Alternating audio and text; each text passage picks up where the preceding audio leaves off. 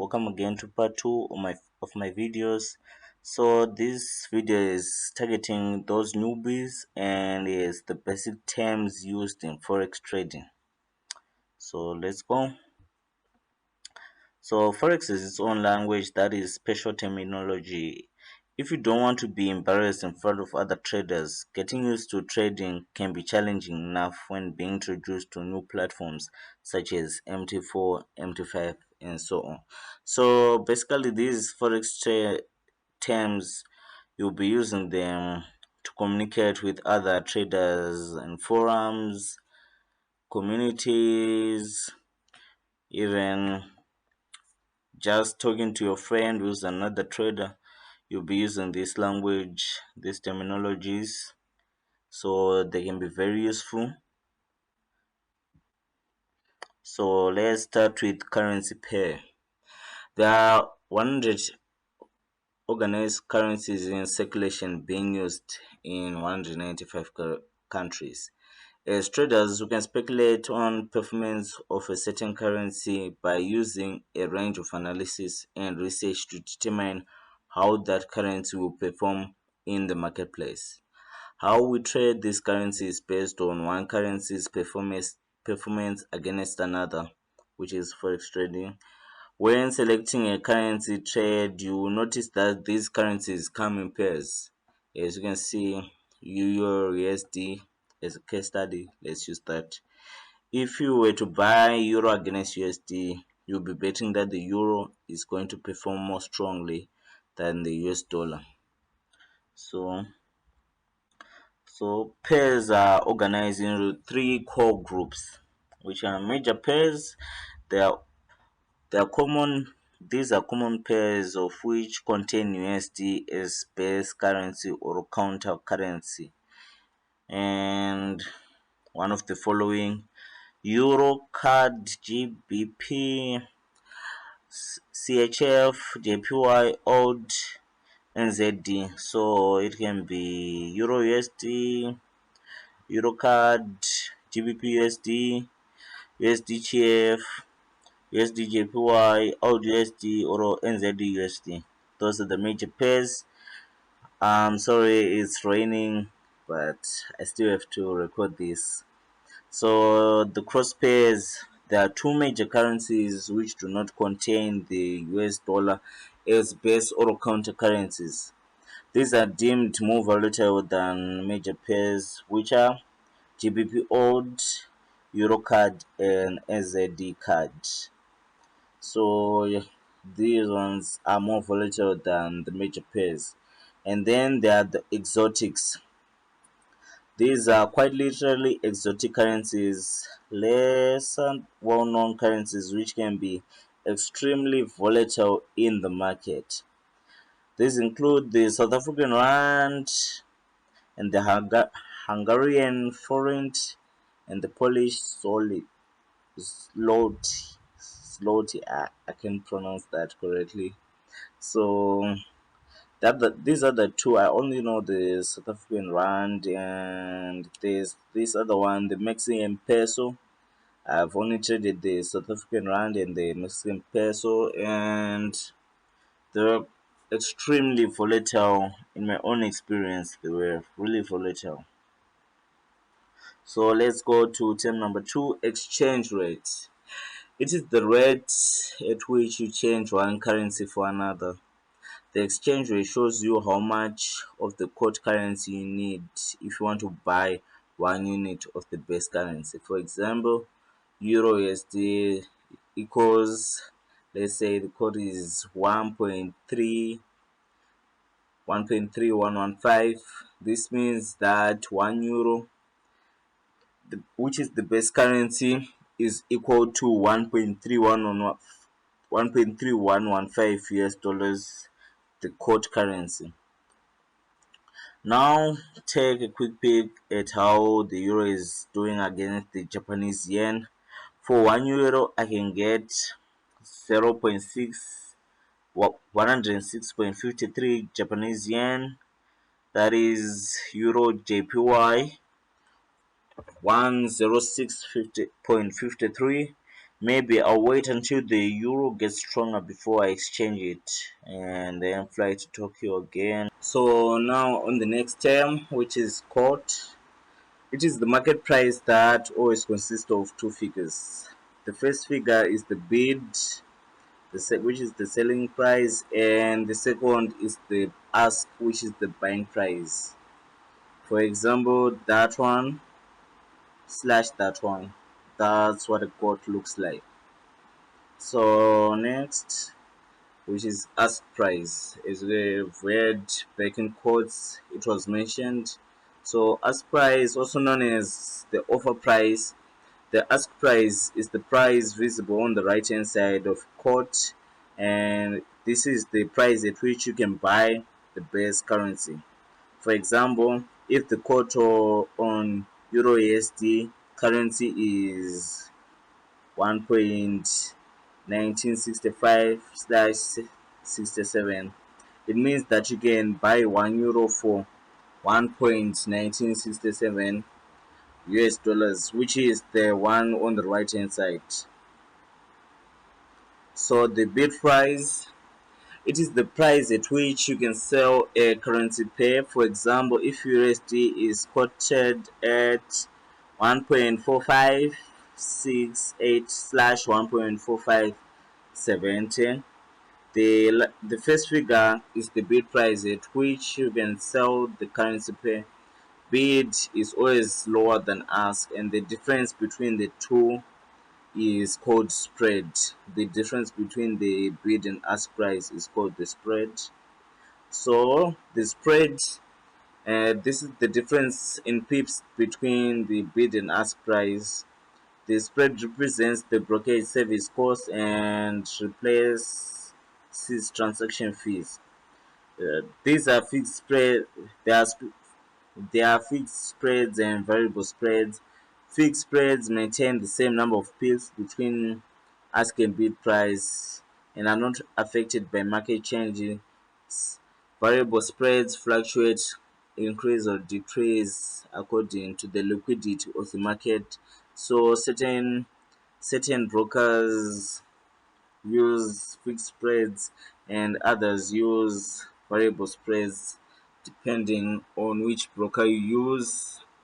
So fixed spreads are most preferable to use because they won't change that much and you'll be entering the same trades, and it's okay. Fixed spreads are okay than these variable spreads. So let's go to pip. A pip is the smallest price change of a given exchange rate. So,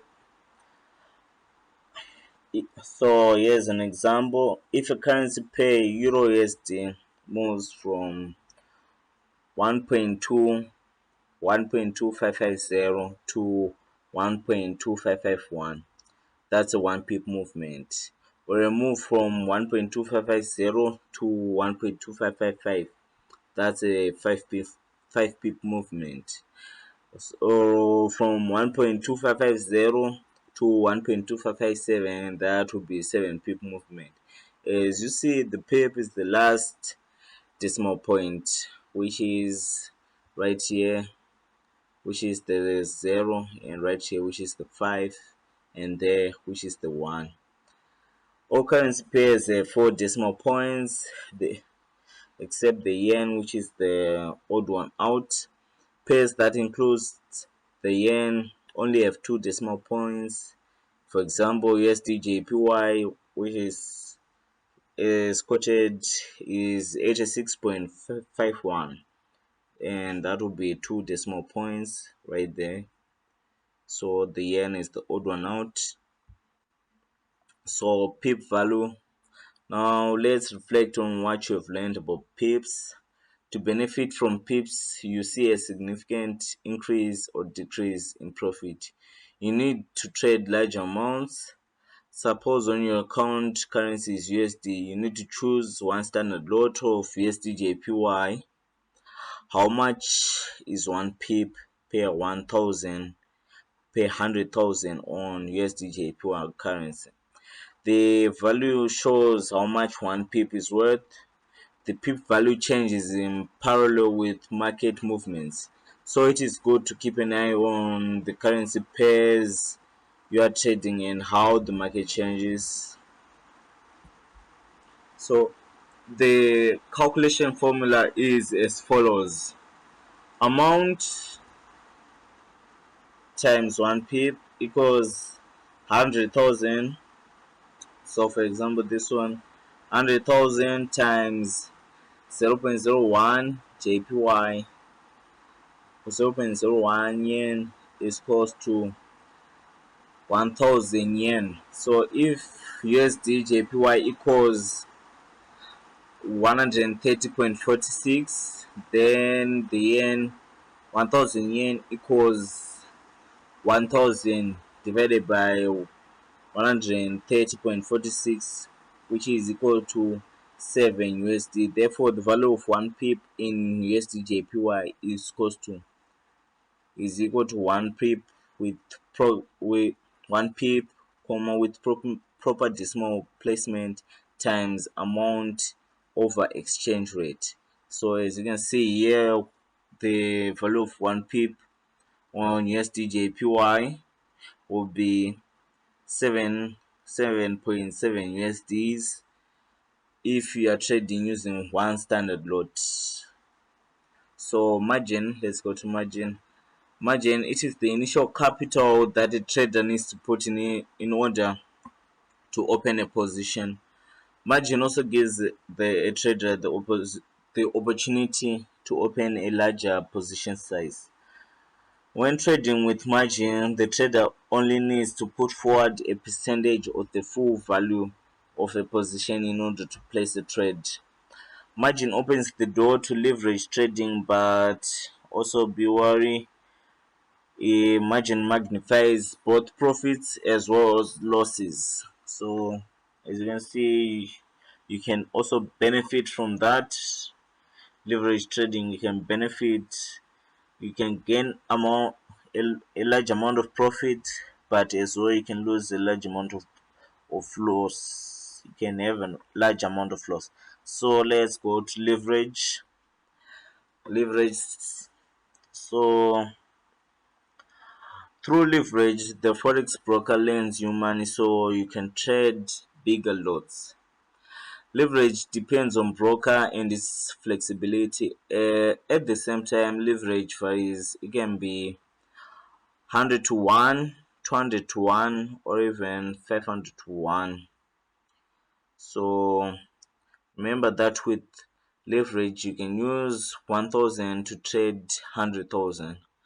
So what you have to do is calculate 100,000 times 100 to 1,000 times 100 to get that 100,000 if you're using 1 is to 100 as leverage. So I mixed this up. It's supposed to be 1 is to 100 and 1 is to 200, 1 is to 500, and even 1 is to 1,000. So I mixed this up. Sorry for that. So this sounds great, but does it actually work? Opening a trading account and I get a loan from my broker is simple as that. Firstly, it depends on what type of account you open, what the leverage is for that particular type of account is, and how much leverage do you need.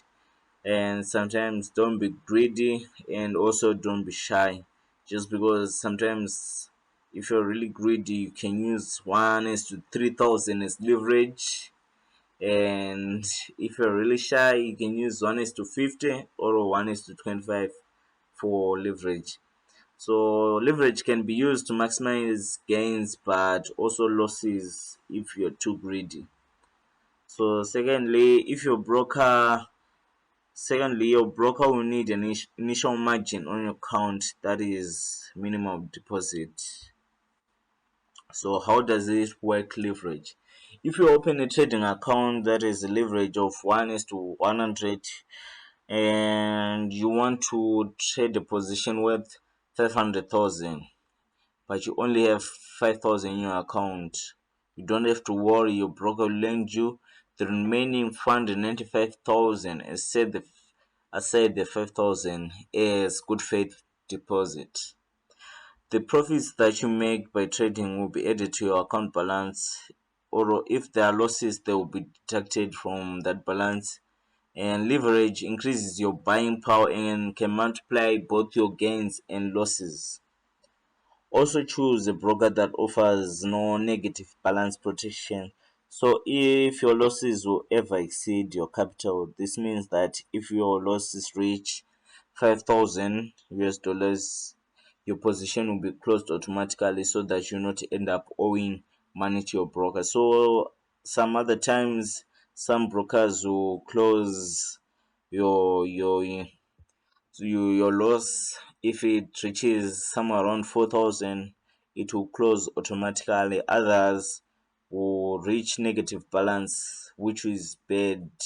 I wouldn't recommend that. So others would just close at zero, where your loss would have reached 5,000. So that's just about it. So yes, equity. It is the amount of money in your trading account, including your profit and losses. For instance, if you deposited 10,000 into your account and you've made a profit of 3,000, then your equity amounts to 13,000. So equity, that's simple. Used margin. It is the amount of money kept aside by your broker so that the current trading positions can be kept open, and if you end up with so you don't end up with a negative balance. And free margin, it is the amount of money in your trading account with which you can open a new trading position. So I mixed that up again, sorry about that. So free margin is calculated as free margin equals equity minus used margin. This means that if your equity is 13,000 and you have opened a position that requires 2,000, which is used margin, you are only left with 11,000, which is free margin available to open new positions. Margin calls are a major part of risk management. As soon as your equity drops to a percentage or of the margin used, your forex broker will notify you that you need to deposit more money if you want to maintain your position. And then the position, it is a trade that you hold open during certain period of time. So long position.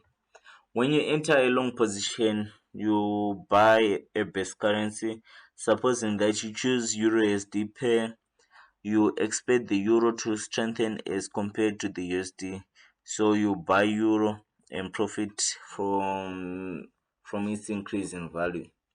Then short position. When you enter a short position, you sell a base currency. If you choose the Euro USD pair again, but this time you expect the Euro to weaken as compared to the USD, you will sell the Euro and profit from its decrease in value. Bullish and bearish. Market sentiment gives a view of performance in particular market or stock market overall. The market sentiment is bullish. This means that the price is going up, and if the market sentiment is bearish, this means the price is going down. An easy way to distinguish between that is that bulls have horns and toss things in the air when provoked, hence price rises. And when bears are provoked, they get on their hind legs and tear things down, hence price decreases. So close the position.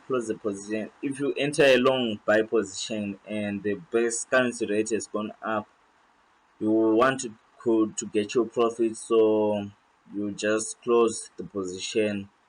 And if you're closing that long position, you actually be selling that position and if you are closing a short position, you'll be actually buying another position, but it will close automatically.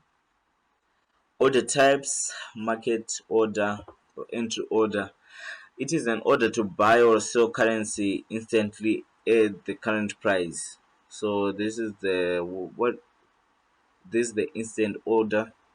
And then open order, it is an order to buy or sell a financial instrument that will stay open until you close it.